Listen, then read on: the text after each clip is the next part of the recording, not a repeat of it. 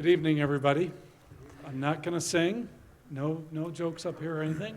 Yeah, I know. I knew that would be the response. I'm Darrin Atteberry. I'm city manager of Fort Collins, and I first of all want to say thank you for everyone for being here. Thank you for A, your love of Fort Collins, and B, for coming and being interested in our who will become our next police chief in the city of Fort Collins. And so again, just want to welcome you tonight. Want to thank you. I'm going to turn over the facilitation of tonight's meeting to Tyler Marr. Tyler is in the city manager's office and has just been an amazing contributor in this organization. He's going to talk a little bit about the structure of tonight, but before I turn it over, would everyone just give a round of applause to the candidates and tell them thanks for coming? I hope that you'll be as impressed as I've been over the last 2 days as we've gotten to know these individuals. I will tell you, tonight is one component of many parts in trying to get through who will be, and these individuals are all very, very qualified executives. They've been in these jobs before, and now what we're really doing is looking for who as we interview them and they interview us, what's just the best fit for this community? So our conversations over the last couple of days have been, each of the candidates have gotten community tours, so they've seen neighborhoods, they've seen downtown, they've seen the university, they've seen lots of different sites in Fort Collins. They've gotten a thorough tour from our interim chief and our deputy chief, Greg Yeager, of the police building. They've met with, in a panel-like setting, with the police department and both the sworn officers and the non-sworn co-workers that we have out there. Earlier this morning, we had a breakfast with the mayor and with the city council and my general city executive leadership team. Last night, we had a dinner, sort of little bit of a social event with each of the candidates, with partners who are there or who are here with the candidates and our police services executive team, and just to get in a more social environment and talk with them. And then earlier today, they were, each of them visited with two different panels, a community panel made up of groups in our community that you can imagine, like Poudre School District and CSU and students and clergy and various members of our community, and then an internal panel of executives and people who are in police industry and executive members. So I know that I've personally been through this process, and I know by the time you're finishing up day 2 or day 3, you're pretty exhausted. So again, thank you all very much for being here, and I'm going to turn it over to Tyler Marr. Perfect. Thank you, Darrin. So a real quick overview of tonight. We're going to allow the candidates to introduce themselves to you. We're going to ask a couple of pre-selected questions, and then there's going to be an opportunity to ask audience questions. The mechanism to submit those questions is the paper cards that hopefully you picked up on your way in. If you still have a card, feel free to go ahead and raise it in the air now, and one of my city colleagues will come by and pick it up. If you didn't get a card and want one, go ahead and raise a hand now too, and we'll make sure we get a card to you so that you can write down a question. Perfect. So, like I mentioned, we're going to start with introductions. Candidates, if you want to tell us your story in 5 minutes or less, I'm going to be keeping time, and Alyssa on the far end of the front row is also going to be keeping time, and she'll give you a 4 and 5 minute cue.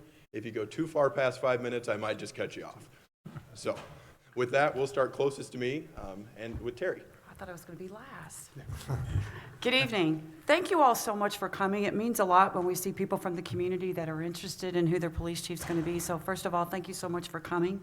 I'm very grateful to have this opportunity to be one of the finalists for the police chief of Fort Collins. Give you a little bit of my background. I was born and raised in Louisville, Kentucky, and I know it's not Louisville or Louisville, so we'll have to correct you on the pronunciation. But I grew up there. I spent my whole life in Kentucky. I actually went to University of Louisville, did my grad and undergrad there. As I've said in the past, I have a heavy law enforcement family, starting with my grandfather, who started policing back in 1934 in Louisville. So I got my grandfather, my father, me, my sister, my husband, and my son. So we are the true blue bloods of that television show. Interesting conversations at the dinner table we have. I'm married. My wonderful husband's here this evening, who totally supports me, who's also retired law enforcement. And we have 3 children. We have our son, oldest son, who is a police officer in Louisville Metro Police Department, which we retired from. I have the middle daughter who works at an equine hospital in Lexington. And yes, I am from Kentucky, and yes, we do have horses. And the youngest, she went to that other school called the University of Kentucky, and she's great. She graduates in May this year, and just told her she's going to graduate school, so we will work till we die, basically, paying for school, which is wonderful. But I've been in policing right out of college, and I was with different various agencies throughout Kentucky. If you read the bio, you go online. With the Sheriff's Department, I was a Kentucky State Trooper, and way back in the day, there were 1,000 troopers. Of the 1,000, there were 11 of us that were women. I'd need to write a book or write a movie on that experience. From there, I went to Jefferson County, which is the county for the city of Louisville. And I went through every aspect of the agency, rose up to the rank of captain. I had a patrol division, which was about 85 square miles. I had about 120 people working with me. And then what happened, it never happened in 25 years. We had the citizens of Jefferson County and the citizens of Louisville decided that they would do a merger. So we did a complete merger of the city and county. We merged the police department as every other entity within the city and the county, and we became the Louisville Metro Police Department. So I went from an agency of 500 to an agency of 1,700. I was very, very fortunate is that I was chosen to be one of the deputy chiefs, and I was the first command staff of the Louisville Metro Police Department. Very proud of the experience I've had. I was in the patrol division. One aspect of it, I had 900 people working with me. That kept me a little busy. It was a great experience. Really enjoyed the time there. But back in that time period, you actually top out on your retirement. So I retired from the police department, and I thought, you know what? I want to see if I can become a police chief. So I looked across the country of what was open, and we actually found a city that we were interested in. I don't know if you've heard of it. It's called Greenville, South Carolina.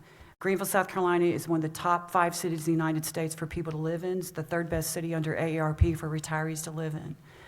Put in for that position. I was very fortunate. 171 people put in, and I was selected to be the police chief. I was the first outsider in the organization, the first female chief in the upstate. I was not the first female in the state of South Carolina. There was another female down in Fort Sumter. I stayed there 7 years in an organization. I went into an organization in which I knew no one, and I didn't actually know anybody that lived in South Carolina. What a great experience. It was a good city. I enjoyed the time there. I was brought into the organization to be a change agent. They wanted the mission of the organization changed. They wanted the direction of the agency was going in to change. We basically developed the community policing concept of being department-wide rather than just one specific unit. So that was implemented. Changed the vision and the goals of the organization. Holding people accountable was the biggest thing we did. Building future leaders. The command staff of taking more responsibility. I stayed there 7 years. They had some great accomplishments. I was the chief and kind of pointed. I raised the bar on expectations, and they went way beyond with what I thought they could do. I was very, very proud of them. It was a very good agency and a good agency, and also a good city to live in. All of our cities are unique. The experience I had there in Greenville is that you have people from all over the world living there. It has Fleur Daniel, Michelin, BMW. So you could go into downtown Greenville, and I could hear French and German and Russian, Japanese. We had people from South Africa. We had people from all over the world that were living there. So it was a very unique experience in different cultures and the diversity. And the city basically welcomed everybody with open arms to be part of that community, which was a very good experience for that, and I really enjoyed it. From there, I retired again as the police chief, and I get asked, why did you leave? And it's one of those, you know when it's time to go in an organization. We did a lot of leadership development, and I thought it was time to let the future leaders of the organization take over the agency and move it forward and go beyond of where I had taken the agency. So from there, I actually went into the private sector. I became a consultant. I actually work now it's called the FBI Leader Program, which is a spinoff from the beginning of the National Academy, which is in Quantico. I've been with them for about 3 years. We do leadership development, and I train individuals from the rank of police chief down to line officers, sheriffs, deputy sheriffs throughout the country. So I've taught in Canada and the United States, all across the country. Thank you, Talking to Terry. law enforcement. Did I go too long? Thank you. Sorry. Okay. Let's go to Jeff. He does cut you off.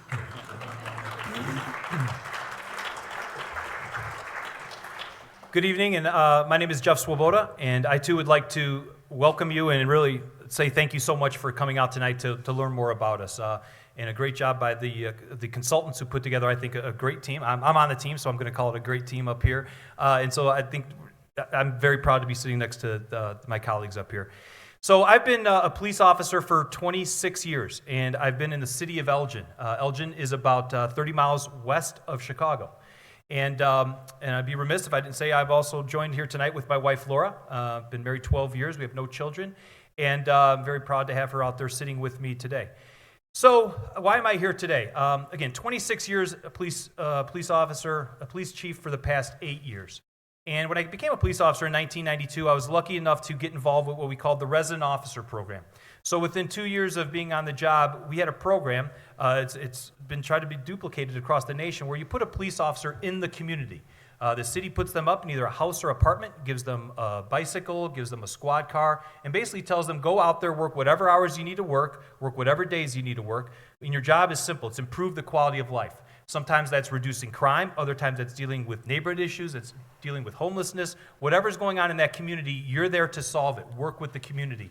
And I did that for 5 years. And what really was the best building block for me that I could have possibly had.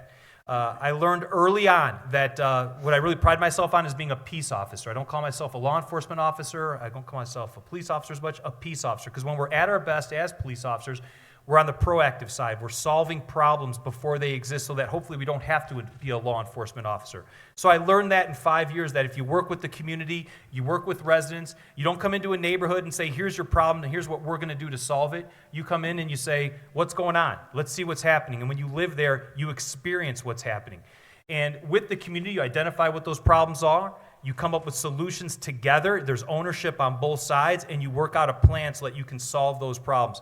And after 5 years of that, that was some of the most amazing training it's had. Not a day goes by where I don't rely on what many people call community policing and what I call being a police officer, being a peace officer.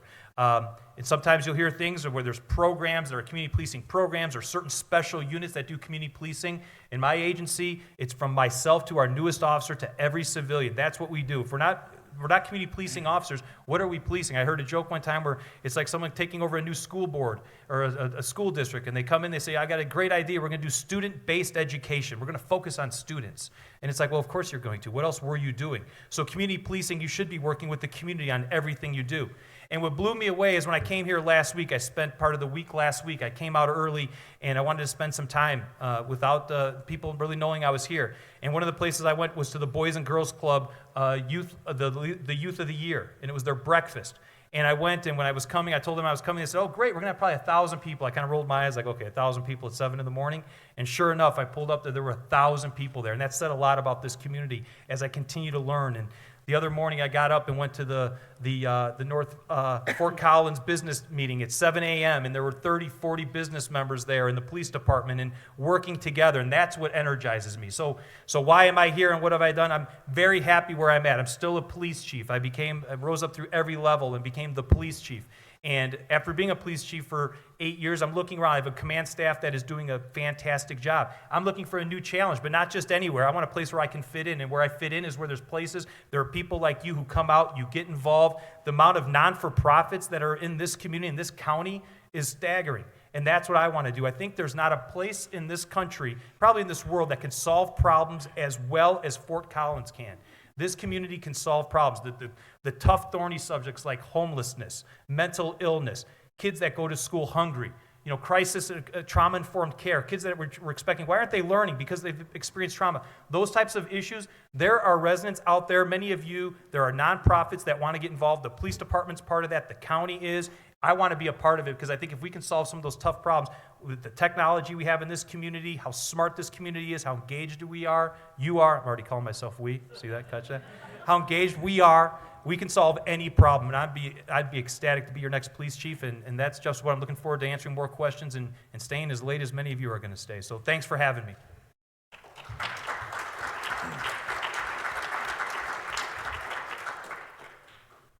Thanks, Jeff. Ashley? Good evening, Fort Collins, and thank you for coming out and being part of this very important process. My name is Ashley Gonzalez. I was born and raised in Colombia, South America. I came to the States, my parents moved to the States when I was 12 years old. I'm one of 5 children.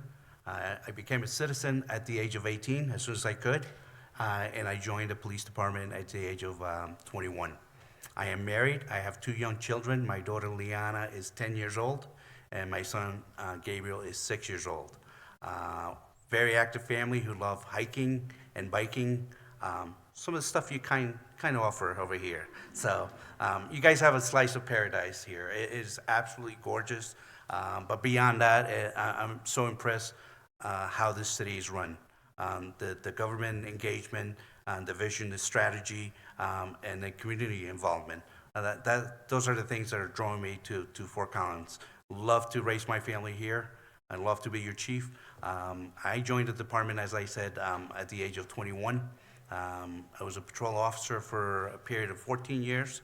During that period, I worked in narcotics in the patrol division, K-9 unit for about 10 years. I was in the honor guard unit and the community policing unit.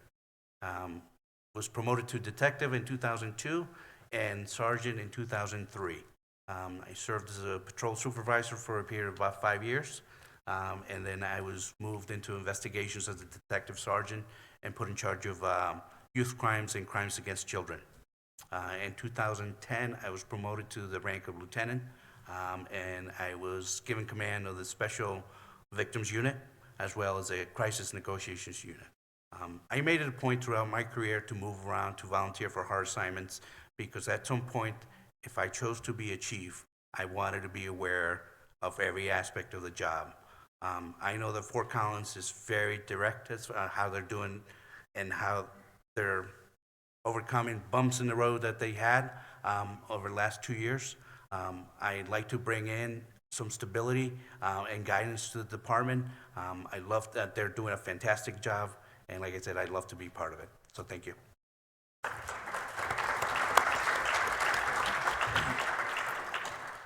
Well, good evening. My name is Mike Bergen. I'm a deputy chief in Sacramento Police Department in Sacramento, California. And I, too, am excited to be here and to echo my colleagues' sentiments. Everybody has been fantastic. The city, the police department, the process itself has been just amazing. And I have never been to a community that has been so welcoming. And everybody has just been so polite and so nice. And it's just truly appreciated and makes me want to be here even more. On the personal side of things, I come from a law enforcement family also. My father was a police officer, my uncle was a police officer, and I got the bug also. I'm married. My wife is a mental health therapist for Kaiser Hospital, and I have 2 adult children. One is a chef, and he's out on his own. My son is 24, and my daughter is a college student. So the timing is right for me.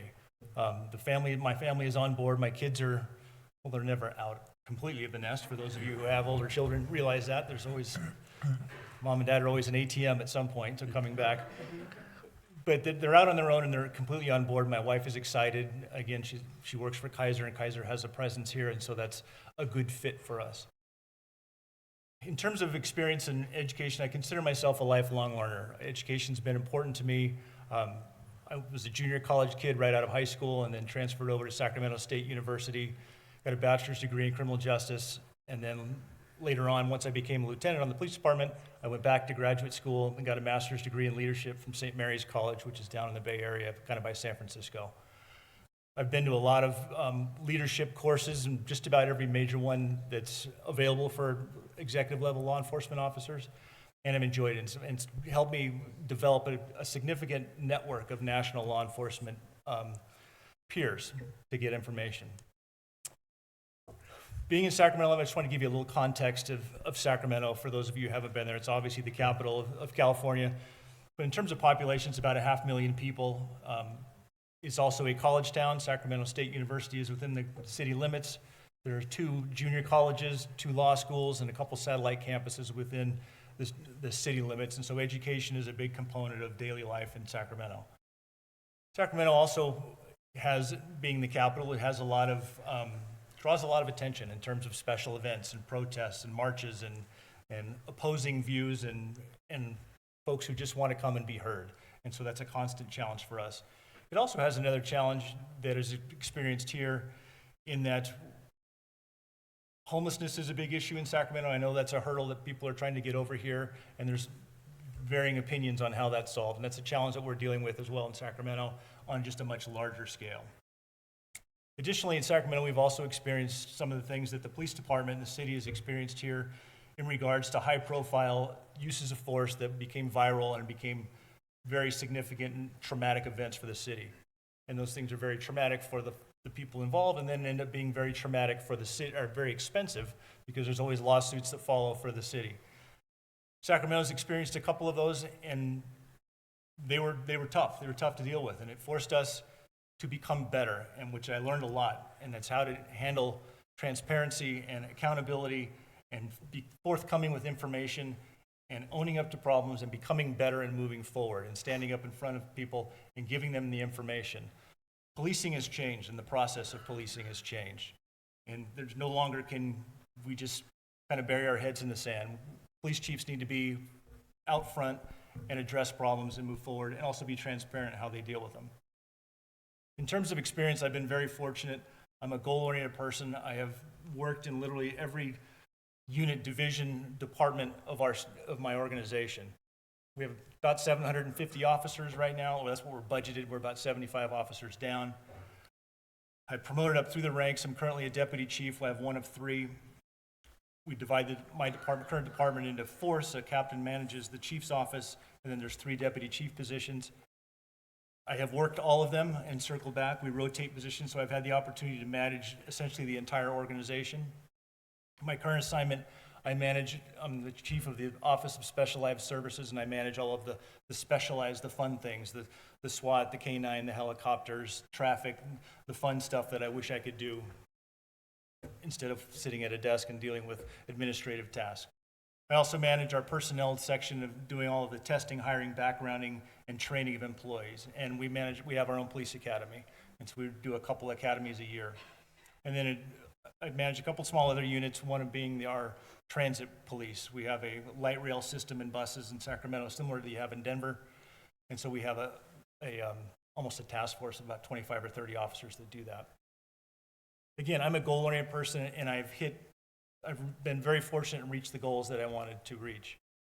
I'm at the point now in my life that I want to live in a community that I want to be a part of and I want to work in. I want a new challenge, and I want to be in a great community that has tremendous recreational opportunities and is a good fit for me as a person. And I think I have found that here. And I have been following this process since June of last year when it first started, and anxiously awaiting this, well, not being on the hot seat at this moment, but this process. And really been, again, very impressed. And so we've all been reading and researching the city a lot, but it adds a new component to coming here in person. Thank you, Mike. Appreciate Thank it. you.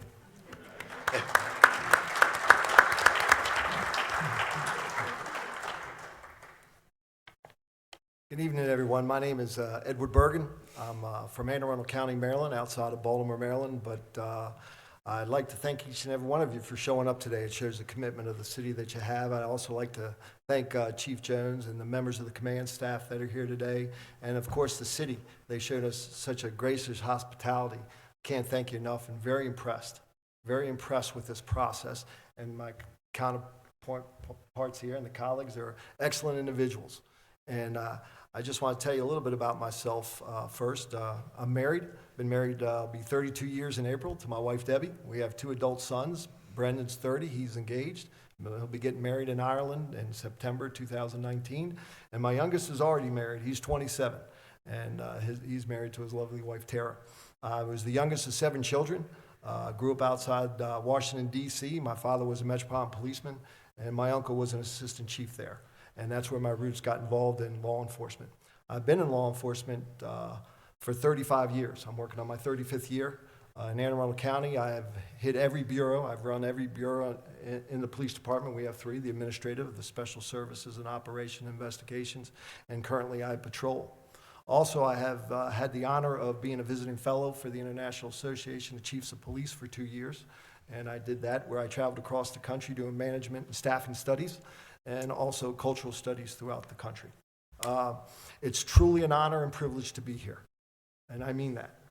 To be selected, to have the opportunity and possibility to be your police chief, it would be truly an honor. And I can tell you, my philosophy and the philosophy of my current agency is the community's, it's their police department. It's not ours. And if I become your chief, it will not be my police department. I will be sitting in a seat, but it's not my job. It can't exist without the community in all aspects, hiring, recruiting, and you have to be transparent. We have to know what you want, and we have to value and represent this community. And that's the only way we can exist. And trust has to exist with open communication. Currently, if you look at my business card, it's got my cell phone number on it. Whoever gets that card has access to me at all times. And as chief of police, that's the way it would be for me also.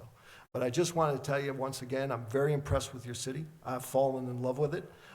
You have an outstanding government of city employees that I believe are dedicated to you. And I believe you have a dedicated police department, and police services, because mingling with them and getting their perspective, they're very talented, they're very intelligent, and I think they understand what this job's all about, and that's service to you. And that's what I've been doing for the last 35 years, which is more than half my life. You can guess my age. I started at 21, but I'm not going to give it to you yet. But thank you for your time. I greatly appreciate it, and thanks for coming in tonight.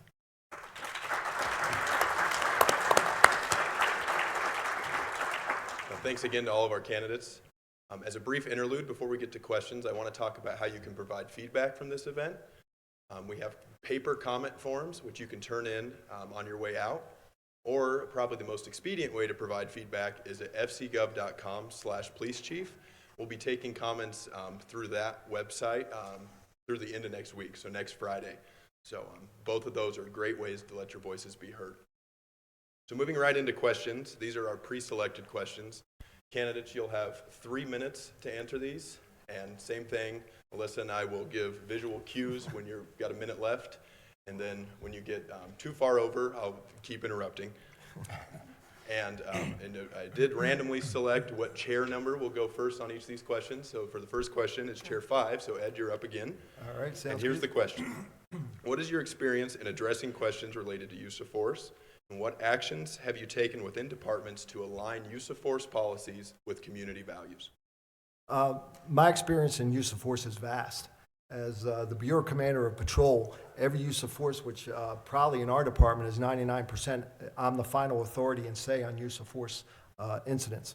I have to write, I'm the final authority whether it was in policy or out of policy. And so I take it very serious, that role in the agency. And not only do I look at the use of force, whether it was justified and within policy, I also look at it this way: should it have occurred? And I think that's the big thing. Because just because it's in policy or it was justified doesn't mean that incident should have occurred. And I think that's my role in the department, and it would be my role here. Because then if there were ways to avoid it, then I think we need training. We need additional training in that avenue, especially that individual officer. So we monitor it all the time. We have what's called IA Pro, and they have it here. We have early warning systems when we have officers that are involved in it a number of times when they possibly need counseling or retraining, or we'll have to look at it as a disciplinary matter. But I've also done officer-involved shooting analysis for the city of Duluth, Minnesota when I was with IACP in my 2-year tenure there. And we reviewed all their policies on use of force in the shootings and talked to each of the officers that were involved in shootings. Also, I sit on we have what's called a shooting review board, where we bring in members of the community, human relations, and we review the cases. And I've chaired numerous of those. In Anne Arundel County, we border Baltimore City. We've been fortunate. We haven't had a police shooting, officer-involved shooting in a few years. We've been very lucky. And we haven't had, we've had to fire a few officers in the past several years ago for excessive force, but it's not tolerated. So it's a vast experience there. Thank you. Terry, we'll move down to you. Okay. Dealing with use of force, I actually provide training across the United States on dealing with use of force. I also do training on police response and officer-involved shooting, so I have a very vast experience of that. What I actually do now is I go into agencies and look at their high liability policies, one of which is the use of force. I help them get their policies where they're constitutionally sound. Vast experience of working or dealing with the use of force, the implementation into an agency. What I did as a deputy chief and as a police chief is looking at the training aspect on the use of force. But the first most in everything that we deal with is, do we provide training for our officers on how to deal with individuals? Unfortunately, we're talking about the mentally ill. If you look at the officer-involved shootings of 2017, 84% of those shootings deal with individuals that are mentally ill in crisis. Do we provide training on that? Do they understand de-escalation? Do they understand the aspect that we deal with those who are in crisis? They might not respond as a person as you and I would today because they don't understand, they don't know how to comprehend, and they might not do well with giving short bursts of direction. Do we provide training on that so they know how to work with these individuals and get them the care that they need? Also looking at the implementation in the agency is the reports that you do every time a use of force is conducted in the agency is that the officer fills out a report, then the supervisor goes and does an investigation. They enhance and write a report on it. It then is reviewed throughout the command process of the organization, and then it goes to the Internal Affairs Division, the Professional Standards Division, which is a division that investigates everything inside the agency. And then it was reviewed by me when I was the chief of police, looking at the use of force. We take it very seriously. That is a policy that needs to be updated every single year. It needs to match the values of the organization and the community that we serve. Use of force is what agencies across the United States are judged on the most, as we should be. We should be held to a higher standard than the average citizen in the United States, as we should be. But most of all is the agency providing procedural justice. That is what we want to make sure that we're doing. And procedural justice is giving the community a say with what the outcome of it's going to be. So, and also being transparent. When an agency does wrong and the use of force was inappropriate, we need to be forthcoming and be transparent of what occurred and how in the agency that we're going to repair that and fix that. Thank you, Terry. Jeff? So my experience in use of force is, as a police chief, I'm responsible for how all of my officers act every single day.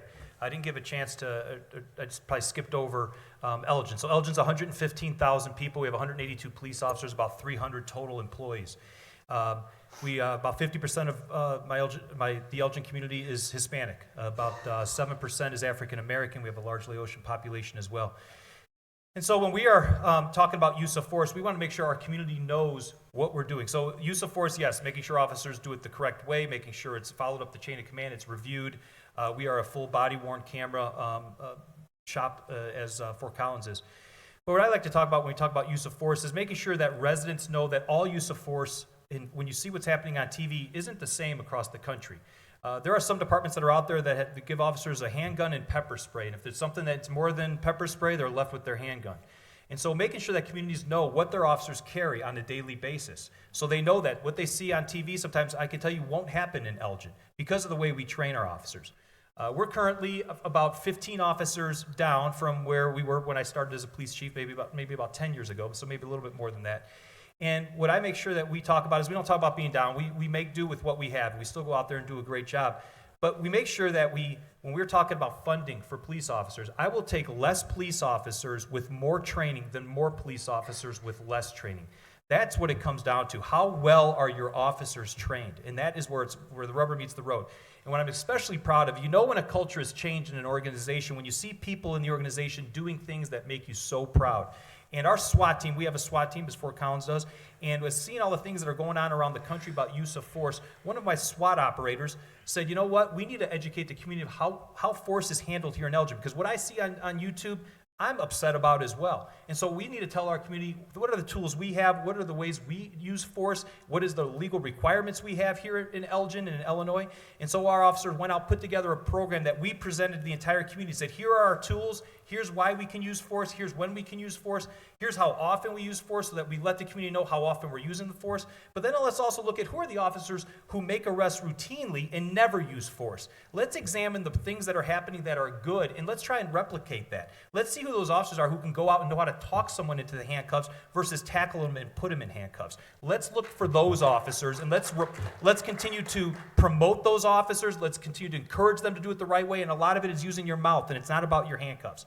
So that's something we're proud of. And then secondly, making sure we go out and do that in Spanish as well, because everyone in the community deserves to know what their police officer, what the tools they have, how well are they trained, and what do they do at the end of the day. And that's the community's responsibility to know that, and it's their right to know that. And in Elgin, we do this, and we do it proudly because we don't use force with the amount of arrests we make. We're well below the national average because we teach people, and we promote people, and we hire people who know how to talk. Thank you.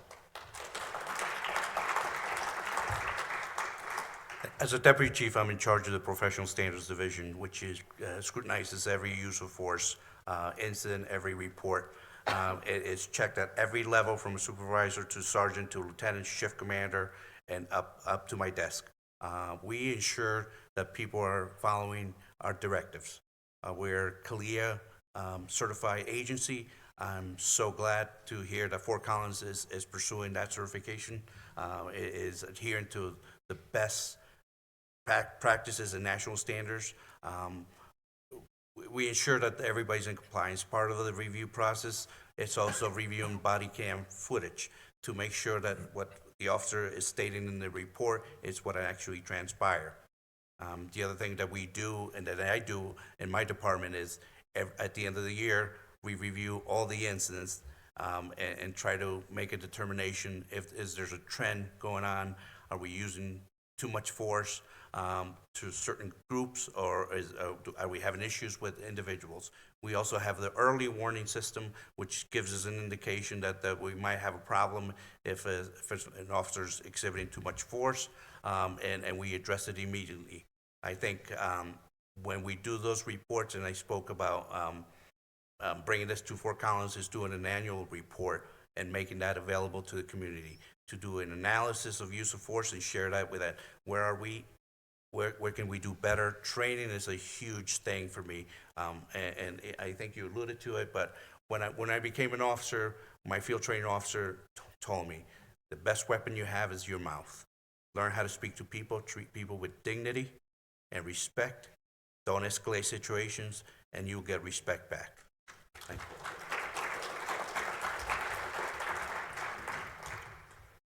In my 28-year career, I've had the opportunity to work a lot of different elements of the use of force process. Starting out as an investigator, I've done administrative investigations in our Internal Affairs Division on uses of force.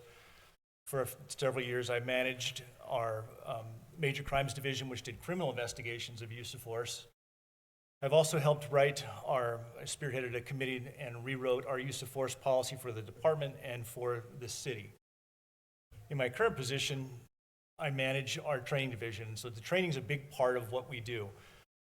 Policing has changed, and the process of policing has changed. And there's a term in policing that just because it's lawful, it doesn't mean it's not awful.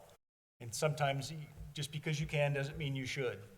And so making sure our officers are prepared on the training end of things helps ensure that those situations are minimized. In my current position, again, I manage training. We purchased and spent a significant amount of money to purchase a force option simulator, which is essentially a massive video game to help train our officers and give them situational awareness and help them communicate with people and de-escalate problems. It has been a phenomenal tool for us.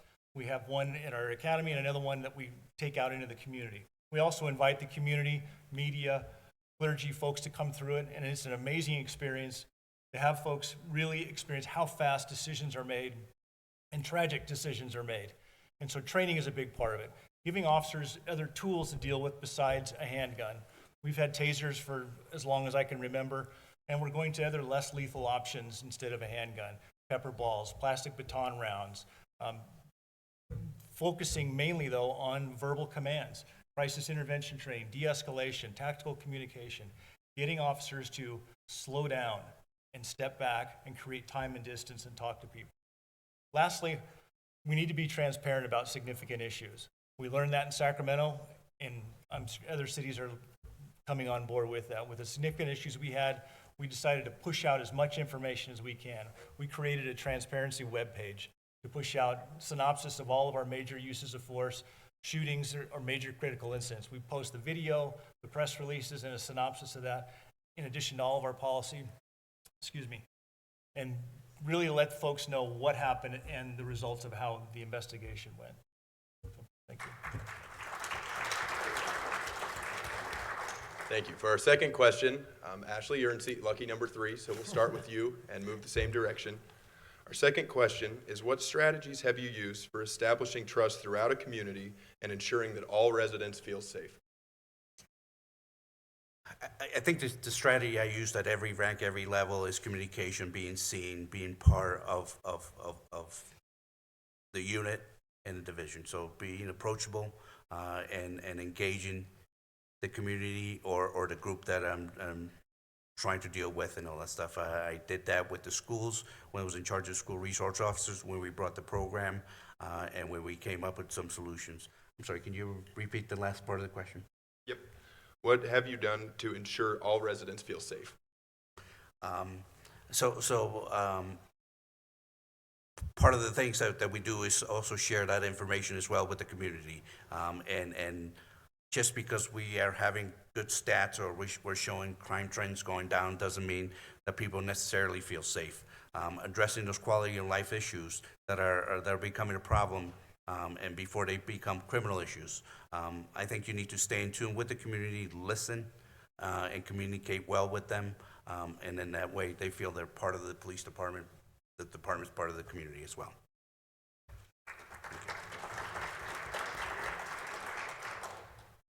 Mike? I'm sorry. Yep. The first thing we do is try and put out the best police officers and the best police department we can do. We try and hire the best people, the best communicators, the most empathetic people that we can find. We want police officers that treat people well and start from start to finish. Every contact should be a positive one unless circumstances dictate otherwise. And so we want great communication. We want officers very well prepared and feeling very comfortable with talking to people. When things happen, unfortunately, law enforcement, there is arrests that are made and things that occur. That is just part of life. Unfortunately, bad people do bad things. And when that occurs, we need to be upfront and accountable for those things. We need to communicate to the community and make sure that they understand what occurred. And we also need to listen, find out what is going on in the community. What do they need? What are their concerns, issues, and how can we work in partnership to help address those issues? So having a very educated, very well-trained, empathetic workforce, being very responsive to the community, and working in partnership to address their issues. If they have fear of crime or feel unsafe, we need to address those things. And there's a two-way communication, and the chief needs to be accountable to all of the residents and all the communities. Thank you. My approach has been multifaceted. First, you have to start with collaboration between the community and the police department. I think that first and foremost. Then you have to, where the crime is the highest and the people feel less safe, that's where the resources have to be placed. That's where the uniforms have to be most visible and in those communities all the time. If you have a shooting, we park a car in that community for 24 to 48 hours, 72 hours if need be. But we're going to bring safety back to that community. We do directed patrols in those areas where we have incidents of high levels of crime or where there's an incident that's happened. The fourth approach is, after that, we also go after the chronic offenders in those communities. We remove them from the community. Nobody deserves to live in an area where there's crime.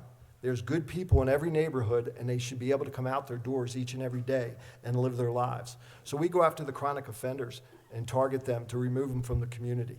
And finally and lastly, we do it through community policing engagement with the youth. I think that's very important. We get involved with the youth on a tremendous amount in Anne Arundel County, which I'm proud of. We have a youth activities programs. We don't only just take the kids to athletic events. We take them to museums. We take them to cultural events so they can see outside their world which they live. Because most kids in those neighborhoods never have that opportunity. They don't know what it's to be 3 miles from their house other than going to school. So that's important. So it's a multifaceted approach. That's how I approach it and demand it from our officers. And I think we bring success that way.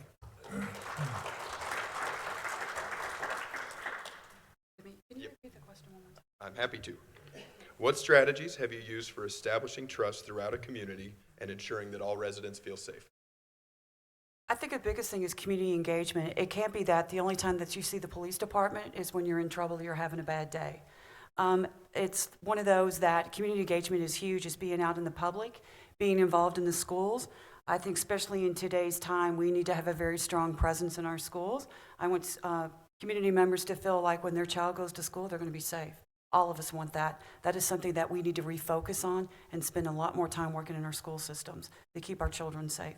Other part is establishing trust is basically getting to know people, being out in the public, working with people in every aspect that you can, going out to the community, into community meetings, community forums, walking amongst the neighborhoods, walking in the downtown area, getting out of the cars, actually waving to people and talking to them and asking how their day's going.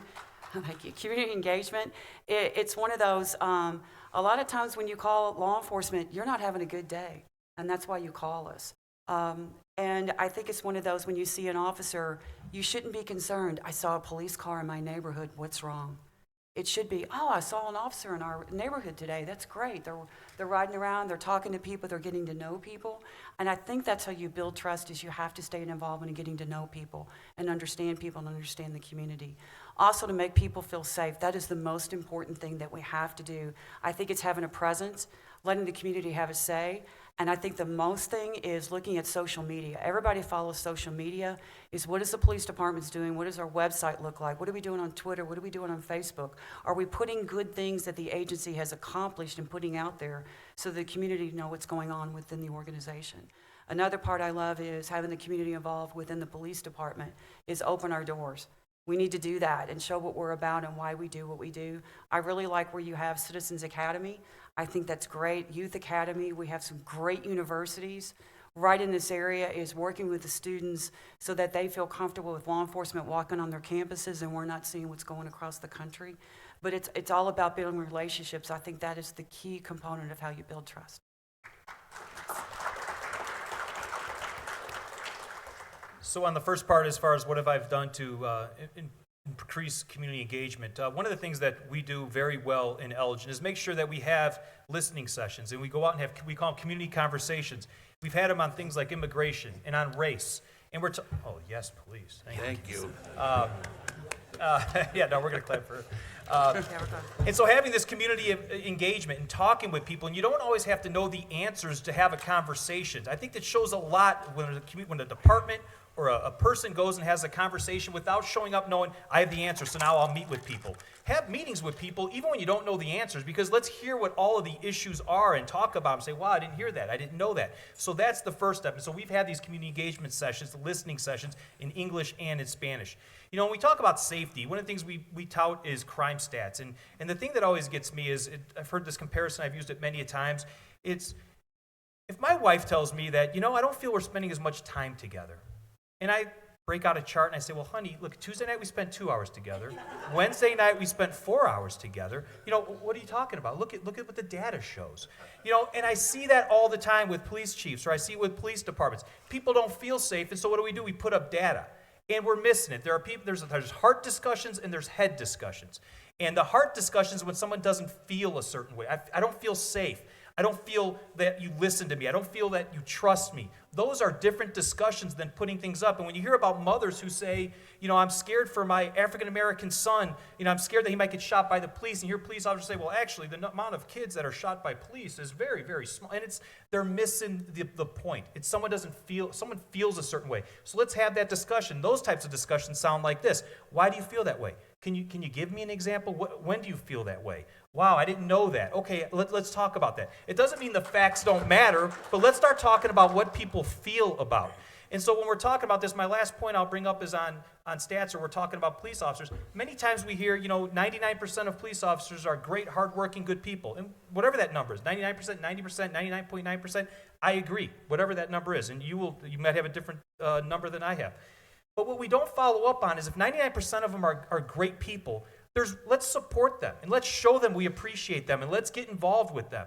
But that means, you know, that 1% is not an error ratio that any of us should feel comfortable with. If that 1% is stopping you, if that 1% is patrolling your neighborhood, that's the biggest problem in your life right now. So let's stop saying 99% are great without following up and saying it's all of our jobs to identify the 1% and get rid of them.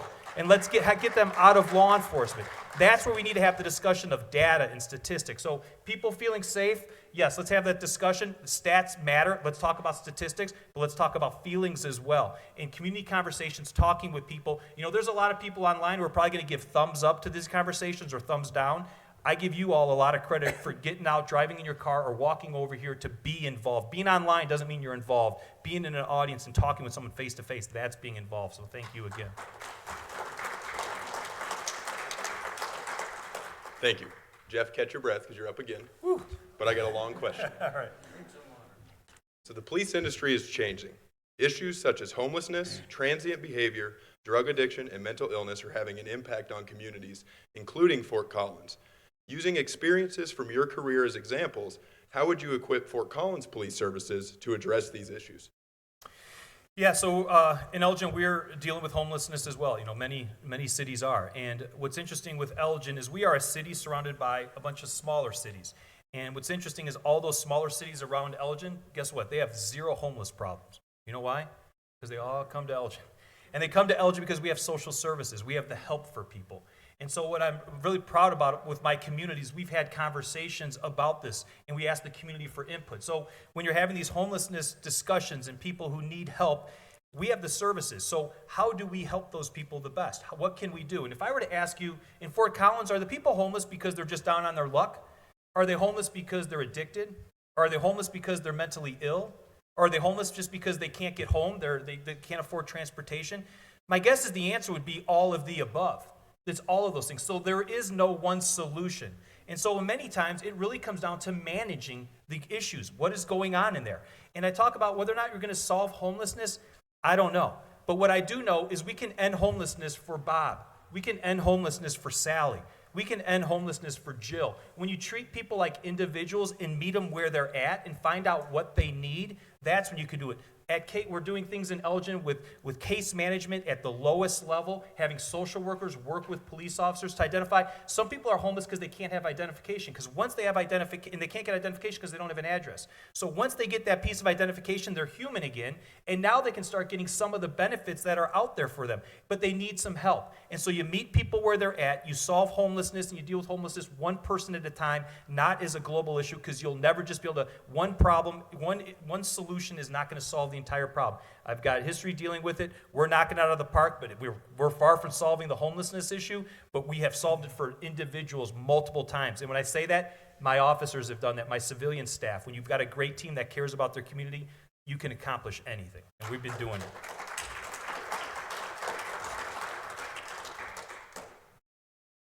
Ashley, we'll keep going the same direction. Absolutely. So in the city of Norwalk, our homeless population is not as big of a problem as it is in here, but it was significant, and to the point where we said, we need to do something else. We need to do a little more than just giving somebody a right to the shelter and, hey, it's your problem now. Give them a bed, give them a meal, and we're done with that. We recognize that people are down on their luck for different reasons, and you alluded to it. It could be mental issues or addiction. So we work closely with the shelter and other city agencies to kind of evolve that to a help center for individuals, to offer job training and to offer medical services, to offer social worker. We work closely with social workers as well, and when we identify or we get a call that somebody has committed a crime, we kind of identify that individual to, is this somebody who has mental issues, and are we better serving that individual by giving them some services and diverting that issue to social work instead of the criminal justice system? It's been very effective for us. Sacramento has an extensive homeless population. I know the homeless count here was roughly in 300 and something people were identified as being homeless in Fort Collins. Sacramento has roughly 3,000. And we have two rivers going through the city, and so it's a haven for camping and problems and places for homeless people to collect and to stay. And it's a significant issue for us. But the issue needs to be had with the community. There needs to be discussions on what is the tolerance and what is the plan for the community. Being homeless isn't against the law. It's not a law enforcement problem. Where we come in is what is the behavior. Being homeless it's not illegal to be homeless. but it's the behavior that it brings in law enforcement. So there needs to be some community discussions as to what are your expectations and what are your tolerances. Typically, residents have a perspective, businesses have a different perspective, and so they need to get on the same page as well as with our elected officials on what is the global plan for the city. Unfortunately, quite often law enforcement is made to be the bad guy. You know, go fix the problem, get rid of these people, get them out of here because we don't want to see them. And that's not effective, it's not fair, it's not fair to law enforcement nor to the person who is on the street and who is without a home. We have a tremendous amount of resources in Sacramento, and it's been somewhat effective just based on the numbers of connecting people with services. We have a tremendous amount of services. We contract with mental health workers that ride with our police officers in the car, going out and contacting people, connecting them, connecting veterans with services, connecting people with hotel vouchers and getting them transportation. If they have family that can receive them, we'll give them free bus tickets to get back to home if we can connect that person. We'll get families off the street and put them in hotels over the night. But there needs to be a sustained housing first model to get people mental health services, addiction services, housing, all of these things. It needs to be a global perspective with everybody on board and not just a law enforcement problem. We're an element of it. And again, we're behavior-based and we can help address those kinds of issues. But I think the city, elected, nonprofits, everybody needs to get on board and come up with a collaborative model to move forward to help address this problem.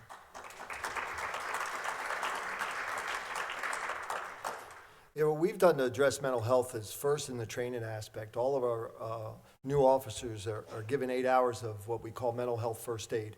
It's training for that. Then we're trying to train all the officers throughout the department. We've got about 200 trained so far on crisis intervention training, so we can deal with mental health at the officer level. We also have a crisis intervention team that works under my command. And the second part of that is we have what's called mobile crisis. It was based on the Berkeley model. We started in the late 90s. And we have people in the mental health profession. They ride around in two-person cars. They have our police radio, and they respond to calls for service with our officers. So after it's domestic, child in need, homeless, whatever it is, they respond and try to get these people into treatment. They do the follow-up for the treatment with our officers. And what that's done in the mental health, our calls for service have reduced tremendously. If we went to a house, for example, 8 times or 10 times in a given month, we've reduced that to 0 because we've turned it over to mobile crisis and our CIT teams. They follow up, they make return visits, and they make sure the individuals get the treatment they need and the medication on the mental health side. On the homeless side, the way it was historically in our department, if we had camps and everything, it was a police problem. And the officers, the particular district where the complaint would come in, the officers would go in, work with Public Works, destroy the camp or whatever, and move on. And the homeless were left with nothing. What we do now is we've convinced the administration and government to take it off the police department. We're the last resource. That's a health issue. So the health department, working with Mobile Crisis and other nonprofits, come in and try to get homes, food for these individuals, and they work at it that way to solve the problem and the solution. That way, law enforcement doesn't have to get involved, and we have the trust between the homeless and the police. So any homeless on the street would be like it would be an issue if there was a problem that was a behavior at the time. But that's how we deal with it. And most times when that occurs, Mobile Crisis responds to the scene and helps. I've been on the Homeless Coalition in 2 different departments. One was Louisville Metro Police Department, and then, of course, when I was the police chief in Greenville, South Carolina. I've done a lot of training. The CIT, which is crisis intervention training, I've been involved in that pretty much all of my career. I want to talk about a program in Louisville that started very small. I met with an individual that had a vision, and his vision was to help those who had substance abuse, homelessness, and needed assistance. He developed what's called the Healing Place. It still exists today. I met with him, listened to his vision and his concept. I like what he tried to say. He goes, jail is not the answer. And I said, I totally agree. But the problem we have is when people are intoxicated or under the influence, some of these other areas, they wouldn't accept them because they were under the influence. And it's like, where would you take these individuals? He goes, the program I want to develop, if we establish with your agency, we want you to bring people that are under the influence. We will take them in, and we're going to put them through a program to assist them, to help them, to give them guidance, because they can become a productive member in the community. Talking that to the chief, he goes, I think it's great, launch it. I work very closely with him. I am proud to say of where that program went. Eventually, after about 3 years, it really developed. They had housing for men, and they actually came up with this. How do we raise money for this? How can we do this? We need to be involved. So what we did every year is that we had the police department and the fire department play a big basketball. Now, Kentucky's a basketball state. Play a basketball game. It started out small. You would not believe the hundreds and hundreds of people and how much money that we raised. That program enhanced so much that they now have dormitories for females so they can go into that program, and it gives law enforcement a place to take people other than jail. Jail is not the answer.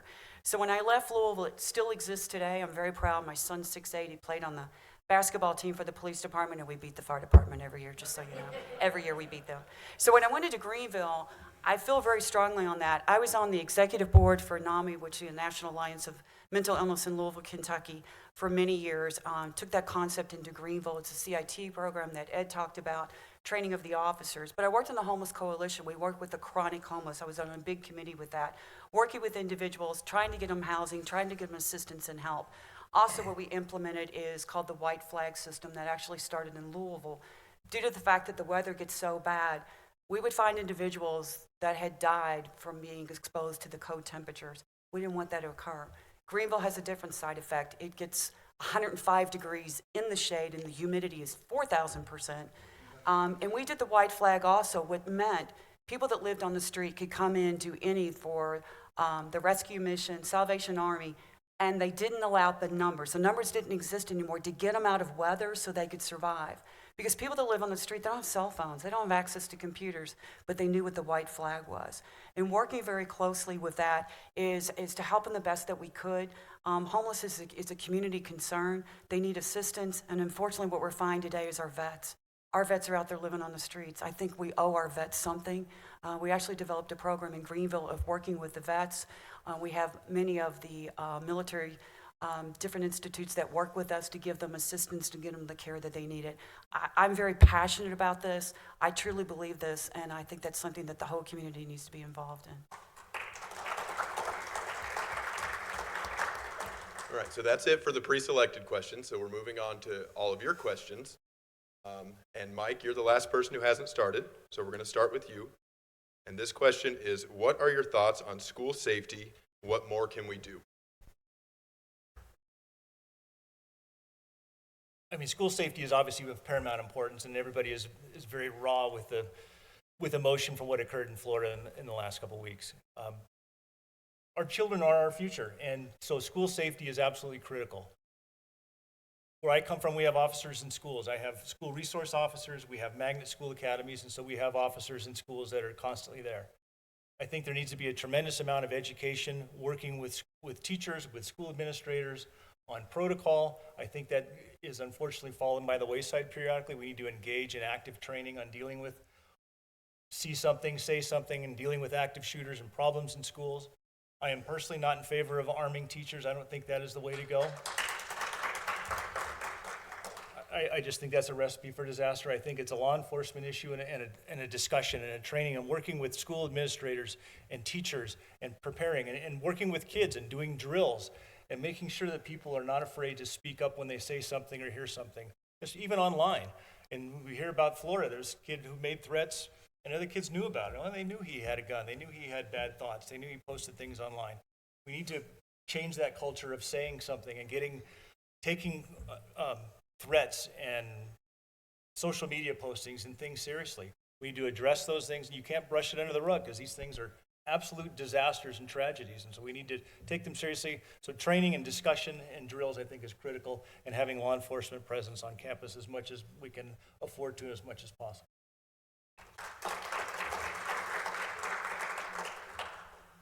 All right, I have actually the school resources on our department under my command. So we work, and I think you have to work with school security and the schools and have that collaboration and partnership for the security. It's unfortunate that we're even talking about this today, but it's become a societal problem. You know, it's more than a law enforcement problem. This starts in the home. And I think that's where security has to start with our kids at a young age. We have to get back to the values of what made this country great and the value of respect for life. I think that's a lot where it starts. But then from the law enforcement perspective, we can't drop the ball. When we have an investigation or we hear something, we have to act on it. And we have to take it serious. And we have to get these kids help. The neighbors see it, we see it, we have to intervene. And I think that's what's important for the security. I don't have an opinion on whether teachers should be armed or not. It's up to you, the community, to decide that, not me. I can only enforce the laws that you give me, and the police department is taken. That's our stance, and that's how we do it. So I think you have to work close with the schools, be involved with the kids at a young age, start teaching dignity and respect to each other and the value of life. And I think that's what it is. You know, when we were kids, we never had to worry about that. I think most people in this crowd didn't. But our kids do. And it's a travesty that we're even talking about in today's world that it's come to this.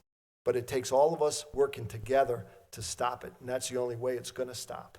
And it's got to be through education and speaking out, letting the police know when they hear something, say something, and acting on that, and working as a team.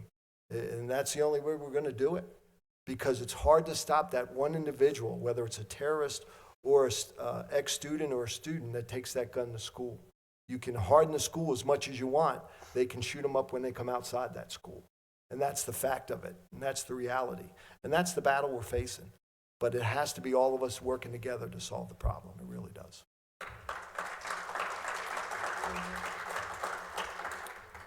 We've been talking about this for 20 years, and we still haven't solved it. We had a shooting in Kentucky along after the Florida incident. I think it's time we start taking action. I fly every week across this country. What I have to go through to get on a plane is unbelievable. Why are we not doing that in our schools?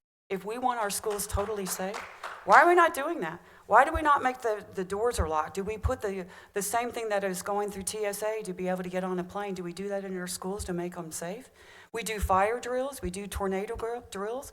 I think in today's time, we need to take a serious approach with our schools so that kids know what to do. God forbid something happens, they know what action to take, what to do, how to do it, how to hide, whatever to do. We've been talking about it for 20 years, and we haven't come up with a solution yet. I think now it's time to start taking action. I think having law enforcement involved with the schools, working with the school system, what type of security do we want to have? I think it's having mental health, working with law enforcement in the school system. If you look at the horrible situation in Florida, what do the kids say? If we had a shooting in our school, he was going to be the one that did it. The kids in the school knew how dangerous he was and what type of action can we take. I think now we have got to make some serious steps in taking action rather than keep talking about it. Do we want to make our schools totally safe? There's a way to do it with the doors and going through the system and making sure weapons aren't available to the kids. Is the community willing to do that? It might not look pretty in the school, but do you want your children to feel safe when they go into the school? I think it's time we got to start taking action now rather than just talking about it. Just my point. Yeah, so as we're looking at what happened in Florida, a few things come to mind. So we have school resource officers, as we do here in Fort Collins, with in all the high schools, the middle schools, and we train. And we train with the school districts to make sure we have, the proper response when something happens. And one of the things that's unfortunate, we need to continue to learn from others. We need to learn from others' mistakes. And on the law enforcement side, it appears, and I'm not prejudging, there's been a lot of information out there. There are a lot of red flags that were raised and a lot of information that was given to law enforcement. And some of that might have fallen through. And what we need to be doing, and I ordered it within my department, is to make sure we look at our tip line. What are the tips we received to make sure that we haven't missed that as well? So everyone can't be making some of the same mistakes. More law enforcement in schools, great. There was law enforcement at many of the school shootings that occurred, and there was a law enforcement officer at this most recent occurrence. So the idea that we need more police in the schools, okay, great. How are they going to respond once they're there? It's great to say how police should respond, and then when you're faced with that type of incident, how are you really going to respond? So that's where it goes back a lot to training. And my last point on this is with school, making sure that we don't just fall into the same things. Oh, our kids are safe. We have a lockdown drill. I don't know the exact stats. We do a training for kind of a mass casualty situation in any type of business. We go out and train. We do it for our churches. We do it for any business that wants us to come out. How to respond if someone came into a room you were at and started shooting. And what we're telling people, school districts are able to do what they want to do, but we're telling people is to get out. The idea of lockdown and climb under a desk when there is an active shooter in your school, Doesn't make any sense. And what we're telling people is to get out of there as quickly as possible. You know, the average person who's shot with a handgun can survive 30% of the time. School shootings, the casualty rate is through the roof. It's 70, 80%. I'm not sure exactly the number. But the point is that people start climbing under desks and are sitting targets. So we need to make sure that we learn from others, make sure we continue to update our tactics. But the idea of having law enforcement in school, it's great. Let's not forget law enforcement was at these schools. And so what's the response once law enforcement gets there? What was the more training? Found out the 30-year veteran was 25 years in the schools. You know, what kind of training has that had? That we need to look back at that, and we all need to, we've done it with ours. What is the training our school resource officers have had so we don't keep all making the same mistakes? Life's too short to make all the mistakes yourself. You need to learn from other people. And so that's where I stand for. And my last point is, when I come here, I'm going to be a police chief, and I'm not an activist police chief, so I know who my boss is. I know I have a city council, and I give guidance to my city manager and my city council when asked, but I won't be a guy that's going out there and demanding law changes without first talking to my council and manager and my community, because I represent you all and not just my own beliefs on things. I come and give you the discussion and let you decide what we want to do. When I took over the Youth Bureau years ago, we only had 2 school resource officers available for 22 schools. I thought that was unacceptable. At that time, the thought of having a police officer in the school was not very well received. But I was able to convince the school system that it's an asset to have schools officers available. We developed that program to increase it to 8 officers. And share that responsibility. Those officers now engage the students, have great relationships to the point where they get a lot of information when they have concerns for safety. And as a result, we've been able to avoid some tragedies. We've been able to receive tips that have led to identifying students who were a threat to schools. The other thing that we do effectively in Norwalk is we conduct a school assessment, a building assessment, or every building in the school system to make sure that they have the adequate safety systems, that they're reinforced. We are part of a building committee where they're doing renovations or they're building different schools. We're actively engaged with them to make sure that they're putting certain components in. And then the last part of the equation is communications and notifications. We are in the process of rolling out an app that is given to all the teachers so they have critical information in the event of an emergency. A lot of times when something happens that the information is not available, they don't know if they should run, hide, they don't know where the threat's coming from. This app gives them the ability to know what's going on, and it pulls up the information that they can act accordingly instead of carrying a binder. It gives them the ability to count for their students. It gives them an ability to reunify at certain locations, predetermined locations, if we need to. We're very actively engaged with the teachers as far as training. Now, we do, in our police department, we do active shooter training, but we do it with the teachers as well. In the event of an emergency, we do drills with them, and that's been very effective for us. Thank you. You all are almost a self-moderating panel, not providing me much in the way of job security, but we'll move right along. Our next audience question is: when an officer's conduct violates policy, rules, regulations, or the law, do you support acknowledgement and making an apology to injured citizens? Do you admit mistakes? Oh, I didn't say. Sorry. We'll restart with Terry. Okay, repeat it again for me. Yeah, will do. When an officer's conduct violates policy, rules, regulations, or the law, do you support acknowledgement and making an apology to injured citizens? Do you admit mistakes? Of course you admit mistakes, because law enforcement unfortunately does make mistakes.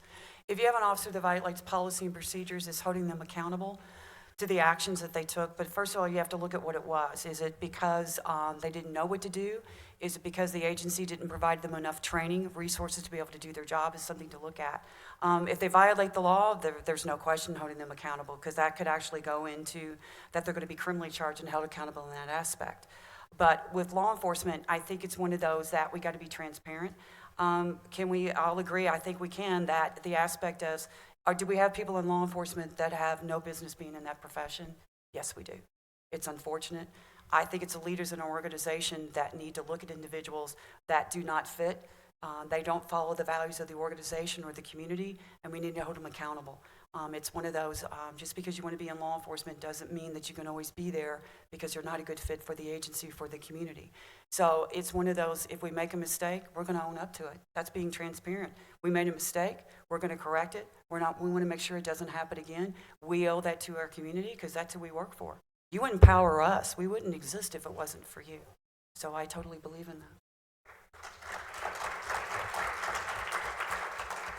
Yeah, the simple answer is yes, you do. And I spent probably half of my day either thanking someone or saying I'm sorry to someone. And most of the times, the things I didn't do, but I'm responsible. And so what I've started doing is I've told my officers that I'm tired of apologizing for if there's bad behavior. So the next community meeting, you're going with me. And when there's questions, I want you explain your actions because I can't. And so absolutely, you explain that. Again, as I talked about earlier, the 99%, so important to support the 99%, but let's make us all our responsibility to identify the 1%. And that 1%, don't ever think that somebody being rude, of course it's not going to cost someone their job. They were just being rude. But sometimes when that rudeness turns into a use of force complaint, and then there's another rudeness, and then there's another incident. Sometimes that's what we need to understand. And the hope is that we can identify these officers early, get them the help that they need so that we can stop that quickly. We don't need to wait until there's a big incident. You know, many times in communities what I've found is that there's one incident that occurs, and what happens is people are upset about that. But when they're upset about that, they start realizing, oh, and this occurred, and this occurred, and this occurred. And it's like a house of cards start falling in. So what we try to do in my agency is make sure that when an incident comes up, we address it completely, and we talk about it, we're transparent about it. And we talk with people before their big incidents so that when there is something that comes about, the only incident that we're discussing is this incident. It's not, oh yeah, don't forget that last week this happened and the week before this happened. So absolutely, you have to be on your game. When you fall short of expectations, community expectations, you apologize. And the community I found is very forgiving when you make mistakes. When you make mistakes one time, you let the same person make the same mistakes over and over again, and management and supervisors turn a blind eye, or they say, oh, that's just Bob. Oh, he didn't mean to. He was just having a bad day. That's where the community says enough is enough. Everybody's entitled to a bad day. Nobody's entitled to a bad career.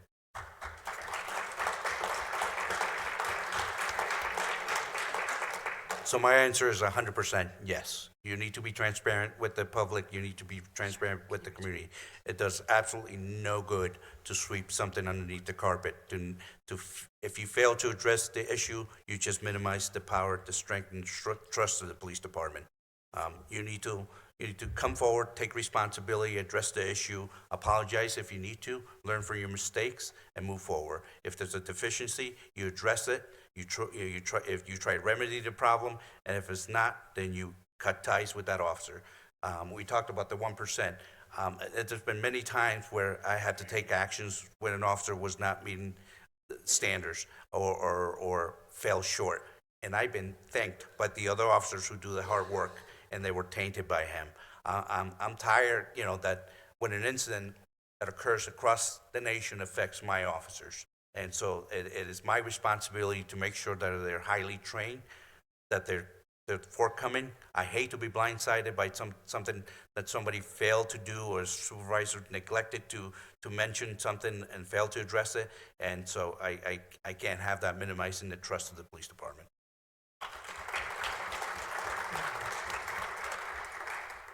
And I think we're going to be universal on this. And yes, when an apology is warranted, it needs to be done. We are responsible for the conduct of our officers, and we need to be, when there are complaints and issues, they need to be dealt with quickly, and they need to be transparent. The purpose of discipline is to correct behavior, and so we need to also be creative on the administrative end and handling those officers to ensure these types of complaints don't occur again. I'm a fan of education-based discipline when warranted.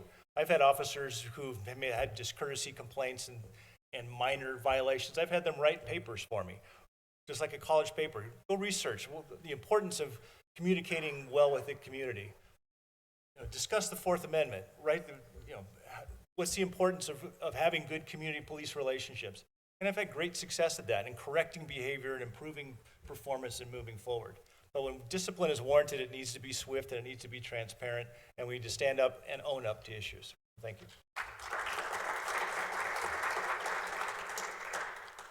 part of being a leader, an effective leader, is you have to know and admit that you're wrong.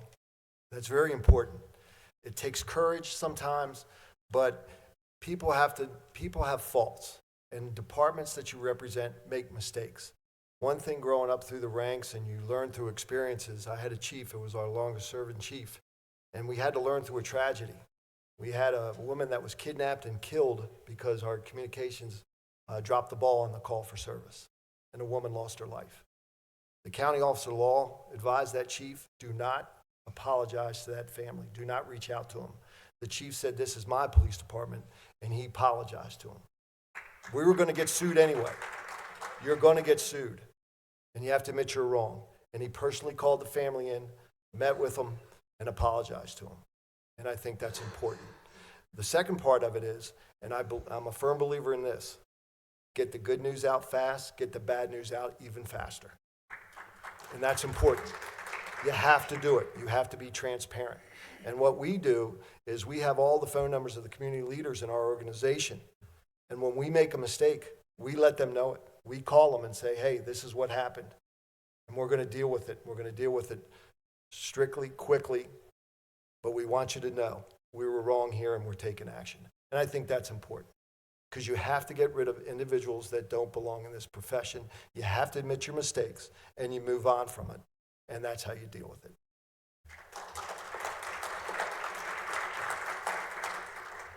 Ed, coming right back to you All righty? with a third audience question. One of the challenges facing the new police chief will be achieving community confidence in the policies, practices, training, and overall provision of police services. What does community confidence mean to you? Without it, you don't exist as an organization. You have to have the confidence and trust of the community. One thing I was taught by my mentor, one of my mentors, was the organization must always go on. It's not about the people that are in the organization that are running it at the top. It's about the community that owns it and the officers within that have to be committed to that trust. So community confidence is the only way we exist. Look at Baltimore, for example, our neighbor in jurisdiction. There's no confidence there, but they created it. They created it themselves, you know. But the only way you can do it is by engagement through the community, collaboration with the community, and you telling us how you want us to police. I think that's important, and that's why I said earlier, you have to be involved in all aspects. The hiring, the training of our officers, what you demand of us. And I think that we have to produce for you. And I think that's community confidence.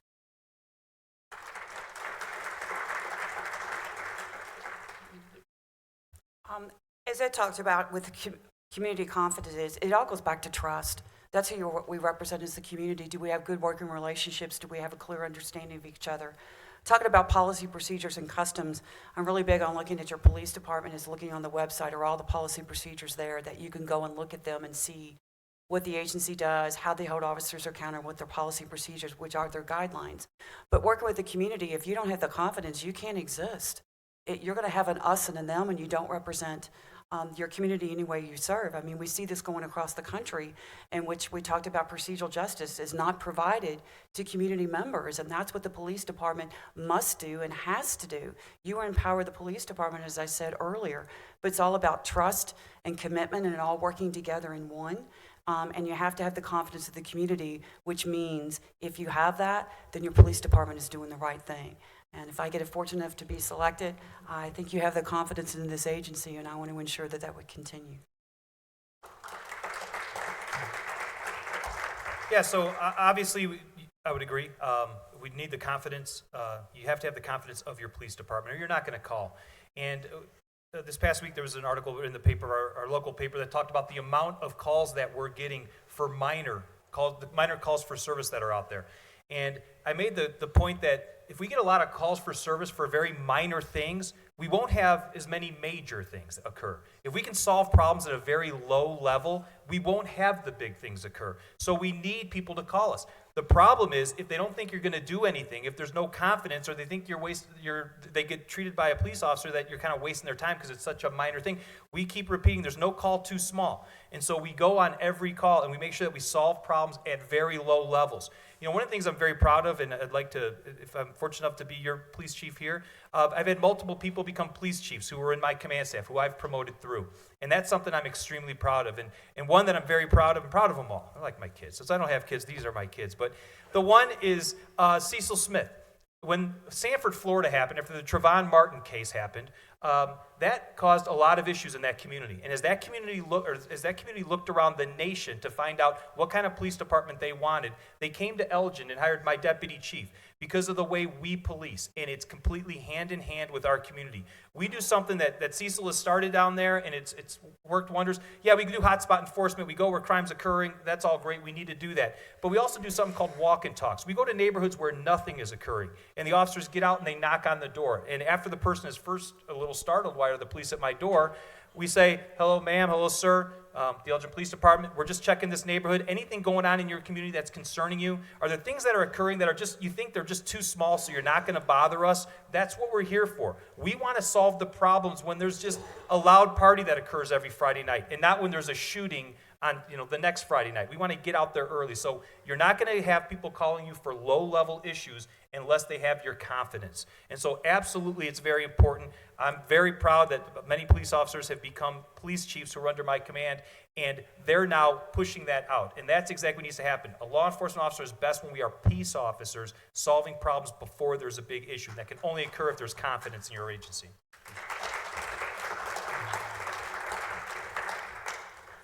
For me, confidence in the police department is when the community feels comfortable approaching a police officer or making a call, or if you're having an issue with your son, that you can turn to an officer, hey, can you help me? When you trust that somebody's going to respond to you, that somebody's going to be respectful to you. If you get pulled over, that you're not afraid that you're going to be treated unfairly. That's confidence. I think we can reach that, teaching our officers through training. I talked about dignity and respect for everybody. I think that should be our core values in the police department.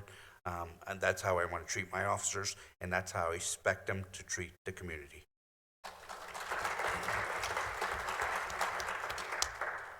Confidence is obviously imperative for a police department to function. If the community does not trust or doesn't feel confident in their police department and their service, there's going to be a tremendous disengagement and problems are going to fester and we're going to have significant issues. Trust has been at an all-time low in the past few years with law enforcement, and confidence has been down because of high-profile incidents. And so we need to be really cognizant of that and build that confidence and that trust back up. And that means being accountable and being transparent. As a chief, you need to stand up, again, and own up to issues and include the community. I'm a strong proponent of bringing the community in and engaging them with the organization. We include community people on all of our promotional panels. Sergeant, lieutenant, captains, we have community panels. Sit on all of them because I want their perspective. I want community groups and advisory groups advising us because, again, I want your perspective and I want you to feel confident in me as a police chief and my department that we are going to serve your needs and to make you happy and to solve your problems in conjunction with you. People ask us constantly, what are you training your officers? We invite people to our academy. We'll show them lesson plans. This is what we teach our officers. This is what the state standard is. We want you to be confident and comfortable in what we're teaching and what we're employing out on the street. So again, confidence is absolutely critical. We have to have it. We have to work together in partnership to move forward. You have to feel confident and trust me, and I have to be able to serve you and let you know that we're serving you legitimately and correctly. Thank you. Thank you, everyone. Knowing that our time together is dwindling, that's going to be it for the structured questions. I do want to remind everyone about feedback one more time. We have paper feedback. Feel free to drop those off on your way out or pick up a form if you still need one. And then fcgov/policechief is the best way to provide feedback, as that'll be open through next Friday. With that, I'm going to ask a closing question, and then Darrin's going to come up and say a few remarks to end our time together. So candidates, instead of a traditional close, and Ashley, I'm going to start with you, I'd be curious to know what insights you've gained during your time in Fort Collins that you'd like to leave us all with. Man, I'm blown away by the engagement of the community, how participant you have been to the process, how open-minded you have been, and providing feedback. I've seen some of the surveys that you participated in, and that's, I commend Darrin for engaging the community. I've never seen a process like this before. I think that's one of the things that attracted me, because I want to work in a community that has that engagement, that, you know, that holds accountability. We're going back to accountability. You know, the community wants a chief that's accountable. I want a police department that's accountable. I love to work for you guys. I love to raise my family here. Thank you.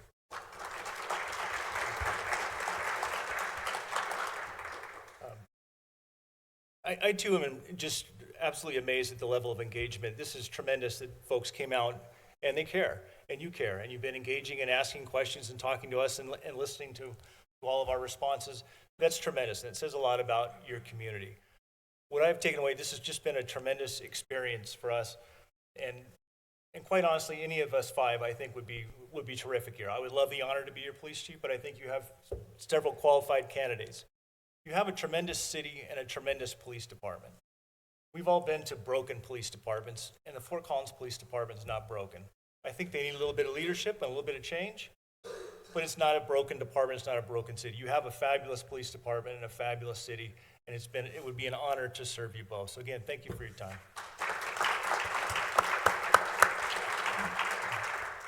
The insight I have is that you've got a very forward-thinking community, government, and a police department, and you should be proud of that. It's amazing. And I've been on 3 different agencies. I've had 35 years experience, and I've never seen anything like this. I come from a community that's engaged and very supportive, but you should be proud of what you have here, and because it's very impressive. I've never been to a city that is so, everyone seems to be happy.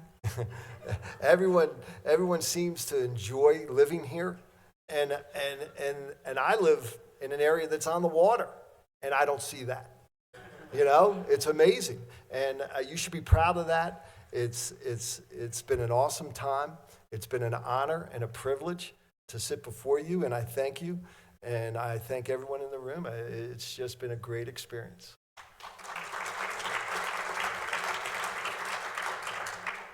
I also want to talk about coming here is my husband and I have been out in the community talking to people, walking down the street and meeting all types of people.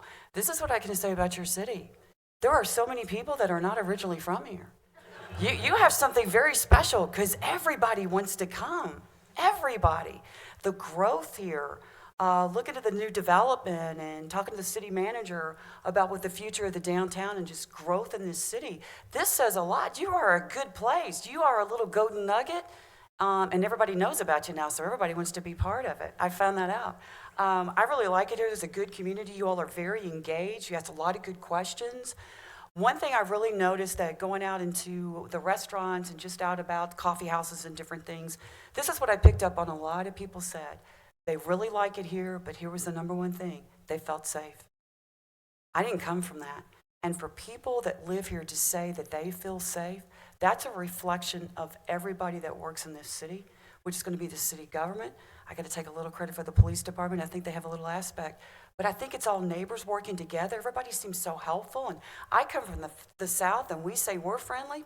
You guys are light years that way ahead of us. I really like it here. I could tell you, talking to officers with inside that agency, they truly care. They truly care about this community and about what they're doing to solve crime in your community and make this a safe place. They truly care about that, talking to them. I spent a lot of time talking to one of the lieutenants in the criminal investigation division, was talking about a code case and how they broke it, and they were so excited and so proud that that family was finally going to get an answer what happened to their loved one. But they truly care. This is a great city. You're a great nugget. I'm hoping that I'll become very fortunate, and I would love to be part of your city. So thank you. Yeah, I think my takeaway as well is what change can do. And I know that you can sense in some of the frustration in talking with people that there was some issues with transparency around this organization. And I can tell you, in the 1 year that the gentleman in the back, your interim police chief, Jones has been here, talking with the press before this, talking with people inside, has done amazing things in just 1 year. And so imagine if we have that kind of leadership. He's not going to stay, it's going to be one of us. But imagine if we had that kind of leadership continued. And that's where I'm really excited about this. I've been in one agency for 26 years. I'm too young to retire there. I'm not looking for another job. I've got a great council, a great mayor, a community that's involved. I'll throw a little plug. On Friday mornings, I have a little radio show called Friday with the Fuzz.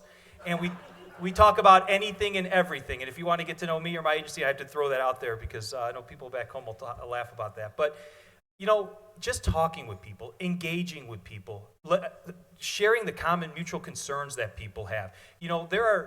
That department, some of the things that were going on, or articles in the paper, or things where they fell short of community expectations, some of them were really hurting. And I can tell you the other gentlemen that are back here and in the room, the officers that are here, the command staff, they're ready for the change. They're ready for just a little bit of leadership, some transparency, more engagement with the community, and great things are going to happen. I don't need to tell you all how great your community is, that you guys are here. And so that's what I'm taking away, is just this community is involved, the number of nonprofits, the volunteerism that's going on, all of you coming out today, a department that's engaged, a city manager that wants a police chief that's going to be out there and involved. That's what I'm taking away. And the one thing I know from my history about being in policing and being involved in the community is that if you work with the community, anything is possible. So I'm taking away that this is going to be, whether it's me or one of these other candidates, we come back or look back from a year from now, we had the same community summit or had the same discussion. People are going to be cheering about the amount of transparency and how great this department is, because it really is a fantastic agency. And I think you know that they're going to get this last little bit fixed, and you guys are going to be blown away. Thank you for having me tonight as well.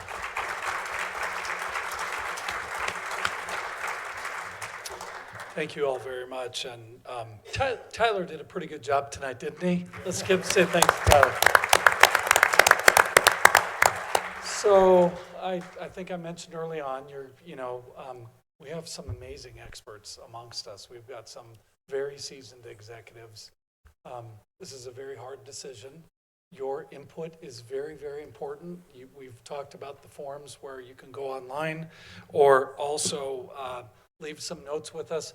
What I want to do is I want to read every question that we receive because I want it to be on the record.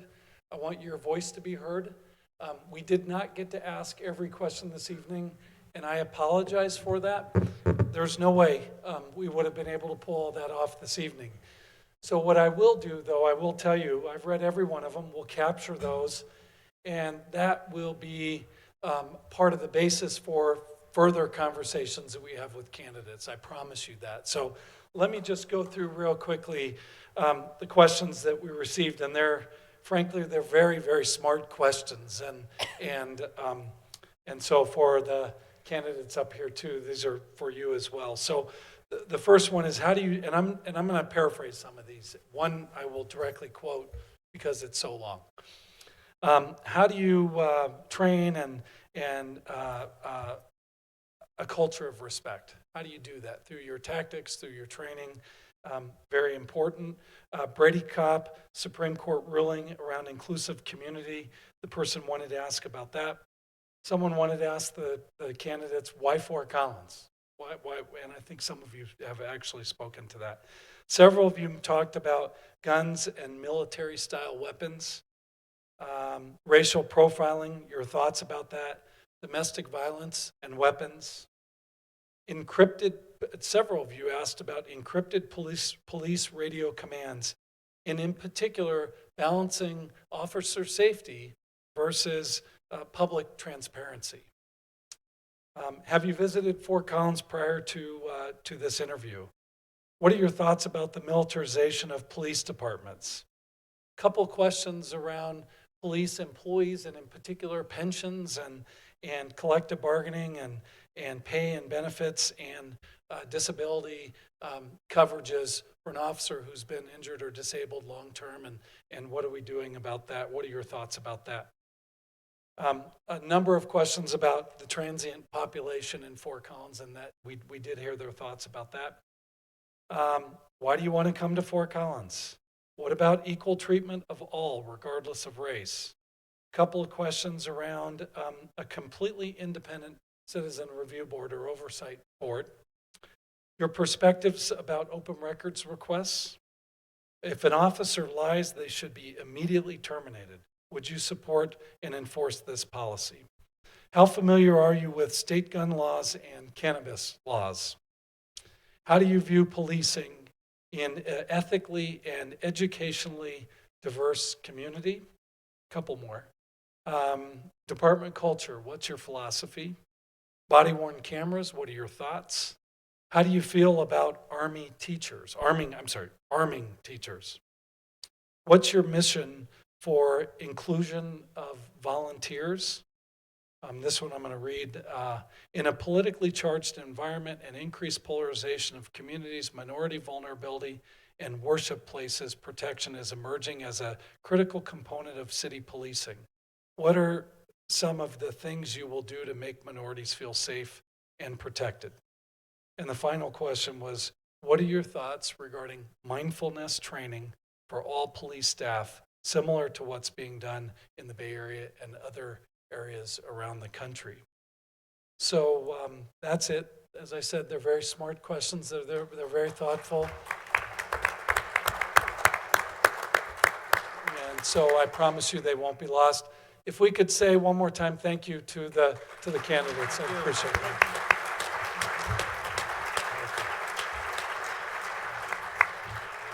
Thank you for coming tonight.